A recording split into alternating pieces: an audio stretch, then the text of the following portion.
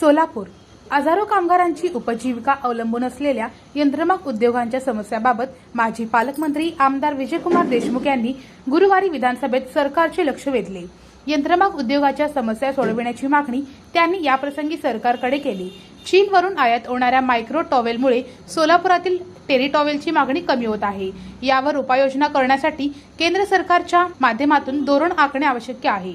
देशात लागू करण्यात आलेल्या MSME कायद्यामुळे व्यापाऱ्यांना उधारमाल विकण्यास अडचणी येत आहेत। त्यामुळे या कायद्याचा पुनराभ्यास करण्यासाठी समिती नेमून कायद्यात दुरुस्ती करण्याचा प्रस्ताव केंद्र शासनास पाठवण्यात यावा अशी मागणी त्यांनी केली। सोलापुरात नवीन वस्त्रोद्योग धोरणांतर्गत मिनी टेक्सटाईल पार्क मंजूर करावे। अक्कलकोट रस्ता आणि चिंचोळी या दोन्ही औद्योगिक वसाहतीमध्ये नवीन उद्योग उभारण्यासाठी पुरेशी जागा उपलब्ध नाही।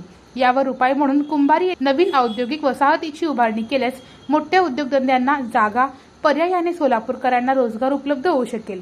सोलापुरात यंत्रमाग उद्योग असल्यामुळे D+चा दर्जा मिळावा। सोलापुरात अत्याधुनिक अग्निशामक केंद्राची उभारणी करावी। राज्य शासनाने घोषित केलेल्या टफ योजनेची अंमलबजावणी व्हावी। सौर ऊर्जा प्रकल्प उभारणीचा पर्याय यंत्रमागधारकांना इच्छिक असावा। तसेच ज्यांना सौर ऊर्जा प्रकल्प उभारायचा आहे त्यांना शासनाकडून 50% अनुदान मिळावे। वस्त्रोद्योग क्षेत्रासाठी पाणी पुरवठा, अंतर्गत रस्ते, ड्रेनेज व्यवस्था, सुरळीत वीज पुरवठा, पायाभूत सुविधा मिळाव्यात अशा मागण्याचाही माजी पालकमंत्री विजयकुमार देशमुख यांनी अधिवेशनावेळी विधानसभेत सरकारकडे केल्या। अध्यक्ष महोदय, यंत्रमाग प्रामुख्याने टेरी टॉवेल व जेकॉर्ड चादरीचे उत्पादन होते। सोलापुरात जवळपास 14,000 यंत्रमाग कार्यरत आहेत व तसेच 2,000 आसपास अत्याधुनिक शटरलेस रॅपेर लूम्स आहेत।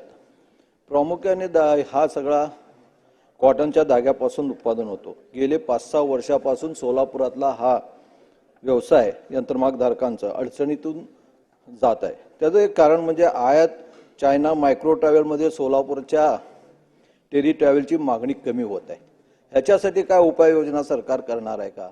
दुसरी गोष्ट म्हणजे देशात MSME चा 43BH हा कायदा म्हणजे 45 दिवसात पेमेंट करायचा आहे आणि यावे अन्यथा थकीत पेमेंट आहे ते आयकर भरावे लागणार असा होता। त्यामुळे उधारी विकणारा माल तसाच पडून राहिलं आणि त्यामुळे त्या बाजारपेठामध्ये प्रचंड मंदी निर्माण झाली।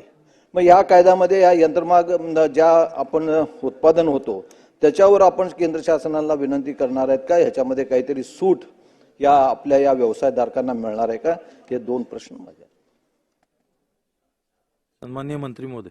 माननीय विजय मालकांची सूचना जी आहे ते बरोबर आहे, कारण जे एकूण 4 शहरं ही वस्त्रोद्योगवर टेक्सटाईलवर एका अर्थाने आपला सगळा उदरनिर्वाह चालवतात, त्यातलं हे आणखीन एक मोठं शहर आहे।